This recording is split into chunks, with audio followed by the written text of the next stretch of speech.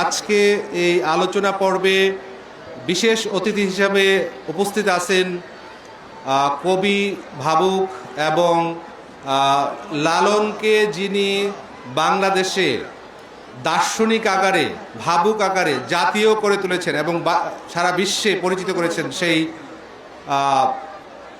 মানুষ ফরহাদ মাজার, আমাদের ওস্তাদ। আরও আছেন আমাদের এখানে, আমাদের সাথে কাজ করেন, আমাদের জুলাই আহত এবং যোদ্ধা যারা ছিল, যারা পঙ্গু হয়ে গেছে, তাদের পুনর্বাসনের কাজ করেন। আরও আমাদের নানা ধরনের সামাজিক যে কাজ কাজ করেন এরকম একজন অসাধারণ মানুষ, অবসরপ্রাপ্ত মেজর ফেরদৌস। এছাড়াও আমাদের এই দরবারের যে সভাপতি নাসির উদ্দিন সরকার ভাই এখানে এই সভার সভাপতিত্ব করছেন। আছেন কামাল ভাই সহ ওনার কমিটির আরও অসংখ্য ভক্তবৃন্দ এখানে। আমি এখানে দেখতে পাচ্ছি যে ব্রাহ্মণবাড়ি থেকে আমাদের সাংবাদিক বন্ধুদের অনেকে আসছে, বিশেষ করে যমুনা টেলিভিশনের প্রধান রিপোর্টার যে শফিক ভাই, আরও শফিক ভান্ডারী সহ ব্রাহ্মণবাড়ির অনেকে আসছেন। আমি সবাইকে হয়তো চিনি না। আমার বাড়ি মরিচাকান্দি, এই বাঞ্ছারামপুর জেলায়। এইবার যে সর্বশেষ সরকারের পক্ষ থেকে যে লালনের উৎসব কুষ্টিয়ায় হয়েছে, সেইটা আমি মূল তত্ত্বাবধানে ছিলাম। আপনাদের সেই তত্ত্বাবধান করার সুযোগ সরকার আমাকে দিয়েছিল। আমি মন্ত্রণালয় এবং ডিসি অফিস এবং সাধুগুরু সবারকে সমন্বয় করে আমরা বাংলাদেশের ইতিহাসে এত ভালো লালন সম্মেলন কখনো হয় নাই, এটা রেকর্ড। এবং সেই দায়িত্ব আমি পালন করার সৌভাগ্য আমার হয়েছে। তো একই সাথে আমি বলবো যে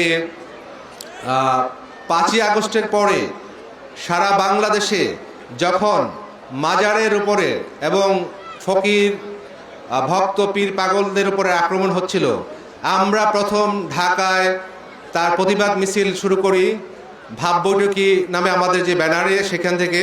এবং সেখানে আমাদের কবি, ভাবুক ফরহাদ মাজার ছিলেন, আমাদের অসংখ্য লেখক, কবি বন্ধুরা ছিলেন। আমরা শহীদ মিনারে বাংলাদেশের গুরুত্বপূর্ণ যে বয়াতিরা ছিলেন তাদেরকে নিয়ে একটা প্রতিবাদের ভাবগানের আয়োজন করি এবং আমরা ক্রমাগত সরকারকে সতর্ক করি যে বাংলাদেশের যে মাজার এবং তার যে ভক্তবিন্দু, তাদের উপরে কোনো রকম হামলা করা যাবে না। কারণ বাংলাদেশের মাজারগুলিতে আমাদের এই অঞ্চলের যে সাধু, যে অলি আউলিয়া, যারা এই অঞ্চলে প্রথম ইসলামের যে শান্তির বাণী, মহব্বতের বাণী, প্রেমের বাণী, এগুলোকে ওরা মানুষের কাছে ছড়িয়েছেন, মানুষকে শিক্ষিত করেছেন, মানুষকে সচেতন করেছেন। এইটা আমাদের ইতিহাসের অংশ। এই অসামান্য কাজ যারা মানুষের সাথে মিশে সারা বাংলাদেশে করেছেন, সেই সাধকরা, সেই অলিয়া উলিয়ার আমাদের জাতীয় সম্পদ, তাদের মাজার আমাদের ইতিহাসের অংশ, আমাদের স্মৃতি, আমাদের প্রজ্ঞা, আমাদের সাধনা, আমাদের রুহানিয়াতের যেই পীঠস্থান, সেইগুলো হচ্ছে মাজার। একই সাথে মাজার হয়েছে বাংলাদেশে গরিব মানুষের আশ্রয়স্থল। আমরা শাহ আলী মাজারে প্রতিবাদ সমাবেশ করেছি, ওইখানে কয়েকজন উপদেষ্টাকে আমি নিজে নিয়ে আসছি এবং তাদেরকে জানাইছি যেটার বিরুদ্ধে শক্ত প্রতিবাদ, শক্ত ব্যবস্থা নেন। কিন্তু দুঃখজনক হলো যে এই তত্ত্বাবধায়ক সরকার, আপনারা জানেন, খুবই দুর্বল সরকার। বাংলাদেশে পুলিশের অবস্থা ভালো না, সুতরাং তারা যথেষ্ট ব্যবস্থা নিতে পারে নাই। একই সাথে আমাদের যে দায়িত্ববান বড় বড় রাজনৈতিক দল ছিল, তারাও খুব শক্ত ভূমিকা নিতে পারে নাই, যেই কারণে বাংলাদেশে নজিরবিহীন ঘটনা, যেটা পৃথিবীর ইতিহাসে এরকম ঘটছে কিনা জানি না, আপনারা জানেন যে নুরা পাগলা বলে একজন পাগল ছিল, তার মাজার থেকে তাকে তুলে তারপরে রাস্তায় লাশ পুড়িয়ে ফেলা হয়েছে। এই যারা, এটা ইসলামের দৃষ্টিতে মানুষকে পোড়ানো, একজন মুসলমানকে পোড়ানো হারাম। এবং আপনারা দেখবেন যখন হেফাজতে ইসলাম নামে যে সংগঠনটা আছে, ওরা কিন্তু বলছে এটাকে অন ইসলামিক কাজ। এই মাজারের বিরুদ্ধে তৌহিদি জনতার নামে নানা দেশের গোয়েন্দা যে দালাল সংস্থাগুলি আছে তাদের উস্কানিতে তৌহিদি জনতার নামে এরকম ইসলাম বিরোধী কাজ তারা করেছে। আমরা আজকে এই সম্মেলন যখন আমরা আজকে গণিসার যে উরুস মোবারক যখন শুরু হবে আমরা শুনলাম, তখন আমরা কমিটির কাছ থেকে শুনতে পাইলাম যে এইখানে প্রশাসনের কিছু কতিপয় দুষ্ট লোক যারা প্রশাসনের মধ্যে আছে তারা বাধা দিচ্ছে নির্বাচনের দোহাই দিয়ে, আইন শৃঙ্খলার দোহাই দিয়ে। আমরা তাদেরকে বলেছি মাজারের যে উরুস সারা বছরে এই উরুসের জন্য একজন ভক্ত অপেক্ষা করে তার ভক্তি শ্রদ্ধা জানানোর জন্য, এটা তার ধর্মীয় অধিকার। আমরা যেরকম মসজিদে নামাজ বন্ধ করতে পারি না, আমরা যেরকম মন্দিরে পূজা বন্ধ করতে পারি না, একইভাবে মাজারে উরুস বন্ধ করা যাবে না। আমরা সরকারকে বাধ্য করেছি এই প্রোগ্রাম যেন কোনোভাবে বাধা না দেওয়া হয়। শেষ পর্যন্ত প্রশাসন বাধ্য হয়েছে আমাদের এই প্রোগ্রামে কোনো বাধা না দিতে। এই কারণে প্রশাসনকে ধন্যবাদ জানাই। আর একটা কথা আমি বলি যে বাংলাদেশে এই যে আমাদের মাজারকে কেন্দ্র করে আমাদের প্রচুর আশ্রয়হীন লোক, গরিব মানুষ যাদের খাওয়া পড়ার নিশ্চয়তা নাই, একবেলা খাবার, আপনি দেখবেন বড় বড় যে বাংলাদেশে যে মাজারগুলি আছে একবেলা খাবার দেয়। বাংলাদেশে আর কোনো প্রতিষ্ঠান আছে দেখেন, এতিমখানা হয়তো কিছুটা করে, কিন্তু এরকম কোনো প্রতিষ্ঠান আছে যে পাবলিকের দান খয়রাতে চলে, সেইখান থেকে গরিব মানুষ, পাগল যাদের সমাজে আশ্রয় নাই তাদেরকে খাবার দেয়? মাজারগুলি কিন্তু সেটা করে, বড় বড় মাজারে। একই সাথে দেখবেন যাদের আশ্রয় নাই, যাদের বাড়ি নাই, যাদের পরিবারে অনেক সমস্যা, জায়গা দেয় না, বিধবা, এরকম অসংখ্য মানুষ কিন্তু মাজারের যেই পাবলিক স্পেস, যেই খালি জায়গা তাকে কেন্দ্র করে আশ্রয় নেয়, এইখানে থাকে, ঘুমায়।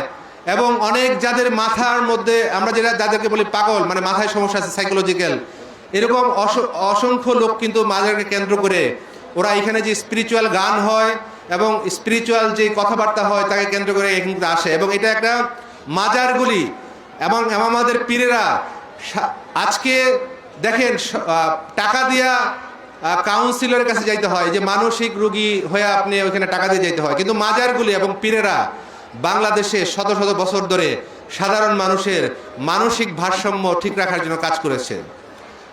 একই সাথে মাজার আমাদের যে ভালো মানুষ হওয়ার জন্য, যে আমাদের যে রুহানিয়াতের বিকাশ করার জন্য, সৎ পথে চলার জন্য, সত্য কথা বলার জন্য, মানুষের কল্যাণের জন্য কাজ করার জন্য, আমাদের আত্মার যে উন্নতি করা দরকার, সেই আত্মিক উন্নতির জন্য মাজারের যে সাধু এবং মাজার যে অলিয়া উলিয়া আছে তাদেরকে উসিলা করে এরকম একটা ভাব চর্চা কিন্তু এই মাজারের কেন্দ্র করে হয়।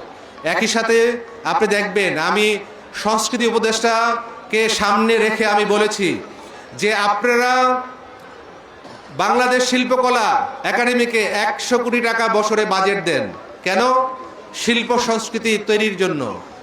ওইখানে কারা শিল্প সংস্কৃতি তৈরি করে? আমাদের তথাকথিত শিক্ষিত মধ্যবিত্ত উচ্চবিত্তরা।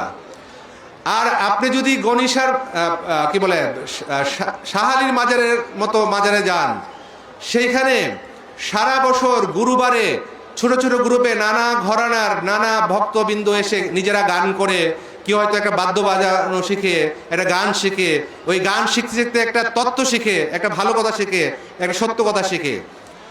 কোনো ধরনের টাকা লাগে না সরকারের, বরঞ্চ জনগণ নিজের টাকায় এই উরুসে এসে বা এই দরবারে এসে যেই পরিমাণ শিল্পী উৎপাদন করে, সেই পরিমাণ শিল্পী একটা 100 কোটি টাকা খরচ করে বাংলাদেশ শিল্পকলা একাডেমি তৈরি করতে পারে নাই।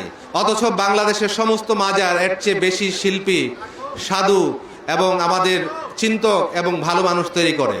সুতরাং সরকার যে উদাসীনতা দেখাইছে, যে মাজারগুলিতে আক্রমণ করা, মাজারগুলিতে উরুস করতে না দেওয়া, এর জন্য আমরা সরকারের তীব্র নিন্দা জানিয়েছি। এবং এখনও বলি সরকারকে, আজকে দেখেন এখানে লাখ লাখ মানুষ, সাধারণ মানুষের কালচার দেখেন। আমাদের বড় লোকরা ওরা উচ্চাঙ্গ সঙ্গীত গায়, উচ্চাঙ্গ সঙ্গীত গাওয়া খারাপ কিছু না, কিন্তু আমাদের গরিব মানুষ যখন সাধু ভক্তদের লালন ফকির, আমাদের জালালউদ্দিন খাঁ, আমাদের উকিল মুন্সি, এদের গান এদের ভাব দ্বারা পরিচালিত হয়, এই যে নিম্ন শ্রেণীর কৃষক শ্রমিক যারা, তাদের প্রোগ্রাম ওরা ঠিকই কিন্তু শেরাটনে বা বড় বড় কি বলা যায় হল রুমে ঢাকায় সমস্ত প্রোগ্রাম করতেছে, গানের প্রোগ্রাম, সেমিনার, সিম্পোজিয়াম, কিন্তু গরিব মানুষ তাদের উরুস করবে, তার কালচার করবে, তার ধর্মীয় অধিকার চর্চা করবে, এটার ব্যাপারে বলে নিরাপত্তা নাই।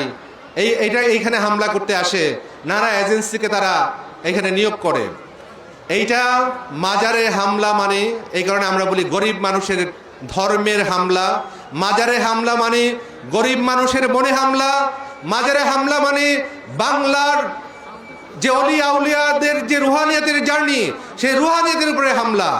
আমরা এই হামলা কোনোভাবেই আর বরদাস্ত করব না। এখন থেকে আমি এই গণিসার মাজারে ঘোষণা করে গেলাম, আমরা শাহালিতে ঘোষণা করেছিলাম, শাহালিতে 10 বছর ধরে গান বন্ধ করে দেওয়া হয়েছিল।